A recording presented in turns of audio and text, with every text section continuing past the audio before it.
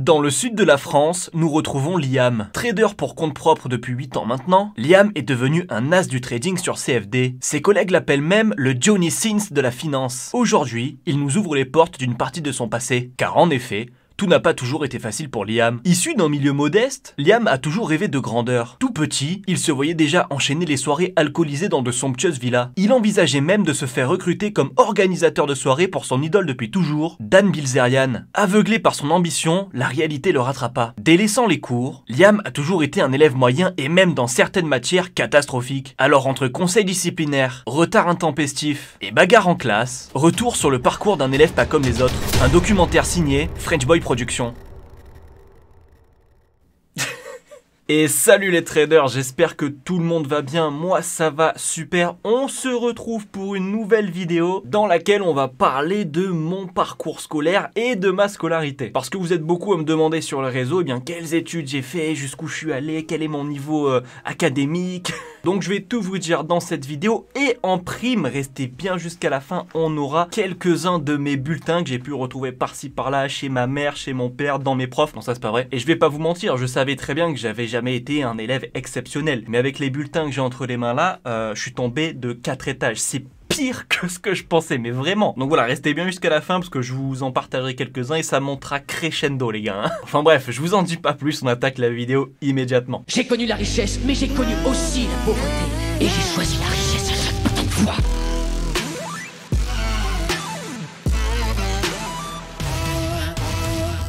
Alors on va commencer par mon parcours scolaire, voilà, quels sont mes diplômes, etc. Faut savoir que j'ai un parcours scolaire plutôt atypique, c'est-à-dire que j'ai commencé avec un bac économique et social, et puis j'ai arrêté.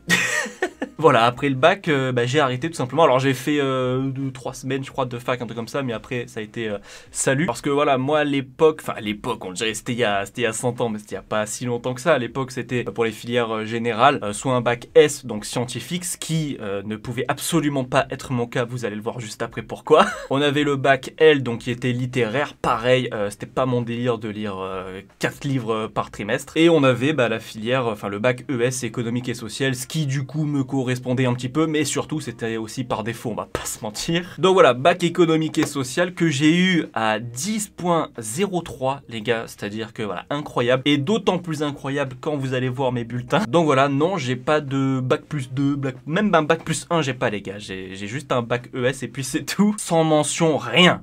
Donc maintenant on va passer tout simplement à ma scolarité. Qu'est-ce qui s'est passé durant ma scolarité? Déjà, je dois vous dire que je n'aimais pas aller à l'école, j'aimais pas l'école, le collège, le lycée, j'ai détesté le niveau scolaire, d'accord, d'y aller pour poser mes fesses de 8h du mat à 17h le soir pour écouter des trucs qui ne m'intéressaient pas et que pour 90-95% du temps n'allaient absolument pas me servir dans ma vie. En fait, je suis quelqu'un qui a vraiment du mal à s'investir dans un domaine si je ne comprends pas quel est le but, en fait, à quoi ça peut me servir plus tard ou même maintenant. Et pour l'école, c'était le cas parce que vraiment, la SVT, la physique-chimie, les mathématiques, déjà quand on arrive en 4e, 3e, selon moi, c'est mon avis les gars, on apprend des trucs qui vont servir aux 5-3% de la classe qui va s'orienter vers des métiers scientifiques, etc. Pour le reste, on n'en a rien à faire. Donc attention, je ne suis pas en train de dire que l'école ne sert à rien. Je ne suis certainement pas un exemple. Allez en cours, prenez vos leçons, faites bien votre travail, d'accord? C'est pas parce que moi j'ai réussi un petit peu à m'en sortir que forcément si vous dites non à l'école, ce sera le cas pour vous. Mais bref, voilà, j'étais un élève qui avait vraiment du mal à se donner en cours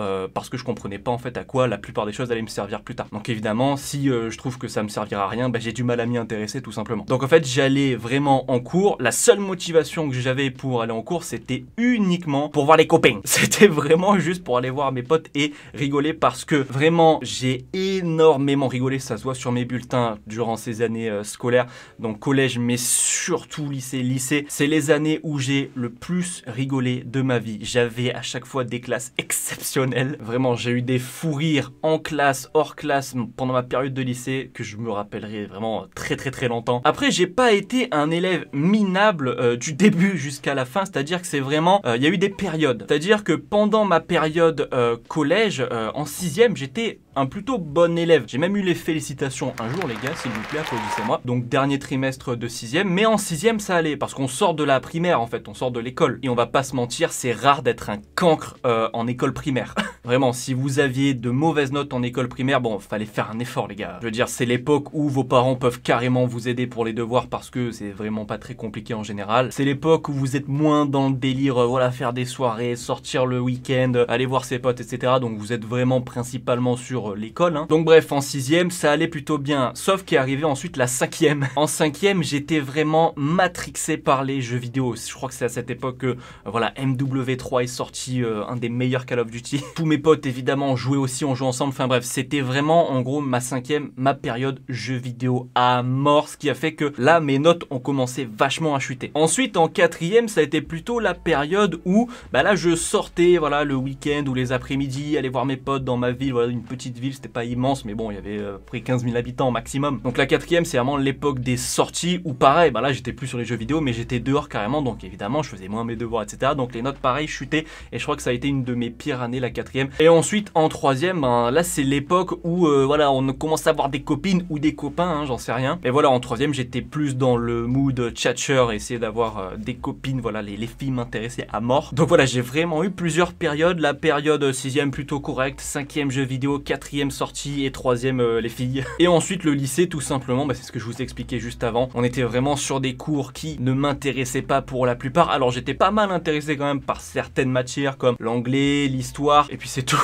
Mais principalement tout le reste, j'arrivais vraiment pas à m'y faire. Donc moi c'est très simple, par exemple en maths, il y a eu je crois à partir de ma première, j'avais vu que j'étais nul tout simplement. Enfin c'est pas que j'étais nul, c'est que j'étais nul parce que je ne m'y intéressais pas, alors que je suis sûr que si je m'étais mis à fond, j'aurais pu avoir de très bonnes notes en maths. Mais parce que ça ne m'intéressait pas, bah, j'avais de grosses lacunes et tout simplement bah, j'étais nul à la fin. Donc ce que j'avais décidé, c'est que j'allais en cours de maths, mais c'est limite si j'ouvrais mon cahier parce que je savais que je n'allais pas prendre des cours, je n'allais ni les réviser et au contrôle, j'allais vraiment faire le strict minimum et vraiment c'était peut-être 2 exercices sur 15, hein, c'est tout. Parce qu'attention, je misais beaucoup sur les autres matières et surtout sur la SES qui était coefficient 9 je crois pour mon bac et j'étais pas non plus hyper dégueu, je pouvais taper des 12, 13, 14 de moyenne. Donc voilà, je savais que si je misais tout sur SES, histoire qui était coef 5 aussi et l'anglais, enfin les langues, ça pouvait le faire. Donc voilà, en gros, quand vous passez le bac, vous avez 2 teams. La team où on essaye d'être moyen bon partout et la team où on va se focaliser que sur nos points forts et on va mettre de côté tous les points faibles. J'ai été plutôt team numéro 2, c'est-à-dire qu'au moment du bac, moi j'ai tout simplement souscrit un abonnement en ligne, meilleur site d'ailleurs pour vos révisions, Cartable, petite pub gratuite. J'avais arrêté de prendre tous mes cours, je crois au bout du 2e trimestre de terminale parce que je savais très bien que j'allais prendre l'abonnement Cartable et la qualité des cours était vraiment excellente parce qu'en fait c'était vraiment ce qu'on apprenait en cours réel, donc les mêmes grands A, les mêmes grands B, les mêmes parties 1, etc. Donc c'était parfait. Donc voilà, j'avais décidé d'arrêter de prendre les cours 2e et 3e trimestre de terminale parce que je savais que j'allais avoir tous les cours dans tous les cas grâce à Cartable. Merci à vous les gars, c'est grâce à vous que j'ai eu le bac. Je vous le redis, je ne suis certainement pas un exemple si vous êtes en train d'étudier, si vous êtes au collège, au lycée ou bref, même à la fac, n'importe où. Ne prenez vraiment pas exemple sur moi, révisez vos cours, faites les choses le mieux possible. Je vous le répète, ne vous basez pas sur le peu de personnes qui ont pu s'en sortir niveau scolaire, hein, avoir le bac, etc. en faisant le moins possible parce que ça veut pas forcément dire que ce sera le cas pour vous. Bon, et du coup, pour terminer cette vidéo, on va passer à quelques bulletins scolaires. Alors, je vous mettrai, je pense, des screens en même temps que je vous les lis, mais on va surtout se baser sur, enfin, regarder mes moyennes matière par matière, donc les pires et ma moyenne générale à chaque fois, avec quelques appréciations qui en disent long sur mon état d'esprit pendant ma scolarité. Donc là, voilà, j'ai mon premier trimestre de 4e, donc 4e 2, et celui-ci, il est quand même assez incroyable. Donc 4e, je crois que je vous ai dit, hein, c'était une de mes pires années. En français, je suis à peine, enfin, à moins de 5, je suis à 4.9, mathématiques je suis à 7.6, espagnol 8, physique chimie 6 et SVT 7. Voilà, donc j'étais très scientifique, hein. Là on est sur le 2e trimestre de ma 4e, français je suis à 9.60, mathématiques 8.70 qui est, attention 8.70, après quand je suis au lycée c'est excellent pour moi, ça vraiment 8.70 c'est vraiment pas mal. Anglais un peu déçu, hein, 8.60, physique 7.30, SVT 6. Alors là la honte, sport j'étais à 4. J'ai eu un 4, une moyenne de 4 en sport. C'est la plus basse de la classe tout simplement. Ne me demandez pas comment j'ai fait, je ne sais pas, ça devait être un truc hyper chiant, genre je sais pas moi, le ping-pong, j'étais éclaté au ping-pong. Et là on est sur le dernier trimestre de 4e qui est encore une fois exceptionnel parce que je n'ai que 3 moyennes, je n'ai que la moyenne dans 3 matières. Donc voilà, français je suis à 8,60, c'est pire, mathématiques 8, anglais quasiment 9, je suis à 8 en éducation civique, je sais même plus ce que c'est. Ah oui si, c'est le truc avec mon prof d'histoire, enfin bref, je vous raconte ma vie. SVT 7, technologie 9 et sport 5,70. Bon là j'ai plus d'excuses les gars, je crois que j'étais juste rincé en sport. Donc là on passe directement au lycée, donc je suis en seconde et voilà, celui-là je l'ai pris pour l'appréciation de ma prof d'anglais qui est assez exceptionnelle. Hein. Bon j'ai 9,41, alors c'est pas bon, hein, mais c'est pas non plus catastrophique à 5 ou 4. Mais l'appréciation, voilà, ça en dit long, il faudrait se mettre au travail au lieu de passer son temps à s'amuser, ce qui était pourtant clairement mon but quand j'allais en cours. Second trimestre de mon année de seconde, donc espagnol je suis à 6,50, un ensemble insuffisant, des lacunes et trop passif en classe, ressaisis-toi. Mathématiques 6,70, je vous ai dit, hein, le 8 c'était exceptionnel tout à l'heure, aucune motivation, peu de travail, les résultats sont alarmants, elle avait bien raison. Physique chimie je suis à 5,24, voilà, ça ne m'intéressait mais absolument pas, c'était selon moi un nul jeu. Bref, j'avais vraiment le démon quand il fallait aller en physique chimie et en SVT c'était vraiment ma phobie avec les maths. Évidemment, hein, travail et motivation insuffisante, et pour la SVT 3,50 qui est quand même une très belle performance, hein. Je salue ma performance, alors j'en suis pas du tout fier les gars, hein. C'est pas une fierté, je pense plutôt ça à la rigolade, c'est tout, mais quand même 3,50 en SVT. Je ne suis pas le pire parce que le pire était à 1,67. Lui, il a fait une meilleure performance que moi. Donc pas d'intérêt ni de travail, c'est complètement vrai. Voilà. Ah oui, parce que ce que je vous ai pas dit, c'est que j'ai redoublé ma seconde. Parce qu'on m'avait dit fin de seconde, tu peux aller quand à un STMG. Et alors j'ai rien contre la STMG, mais à l'époque, c'était pas très bien vu dans la STMG. C'était un peu le genre de classe où, dans l'imaginaire, c'était le genre de classe où c'était un peu la jungle. J'avais pas trop envie d'être là-dedans, même si c'était pas forcément le cas. Hein. Je ne sais pas comment c'était un STMG concrètement. Mais STMG, c'était non pour moi. Donc je voulais vraiment aller dans du général. Donc j'ai refait ma seconde. Et là, on est sur ma deuxième seconde, je crois, et bon c'est pas forcément mieux, hein. Là pour mon deuxième trimestre en français je suis à 8,73 avec une jolie appréciation, hein. Vous pouvez bien mieux faire car vous êtes en capacité d'analyse, mais le voulez-vous, hein? Question qu'elle me posait, je peux vous répondre tout de suite madame, je sais plus, c'est en plus j'ai enlevé madame Pavoshko, je n'avais pas envie. Et là on va faire ma dernière année de toute ma vie d'ailleurs, hein, scolaire, parce que c'est ma terminale, et mathématiques, voilà, on démarre sur un bon 5,50 pour le premier trimestre avec manque d'attention et de travail. Voilà, que dire, en fait 5 c'était vraiment, si vous voulez, ma moyenne, c'est-à-dire que j'oscillais entre 4 et 6 maximum en général. Et au bac de maths, j'ai d'ailleurs eu 5 il me semble. Là on est sur le deuxième trimestre, mathématiques 5,40, voilà, ça a quasiment pas bougé, aucune motivation, aucun travail, avec une moyenne générale de 11,28. C'est pour ça que je me disais que j'avais mes chances pour le bac, parce que j'arrivais à me rattraper. Par exemple en histoire géo j'étais à 14,43, j'étais pas dégueu du tout. En anglais j'étais quasiment à 14 aussi. Bon en sport 14, voilà, je m'étais mis un petit peu au travail.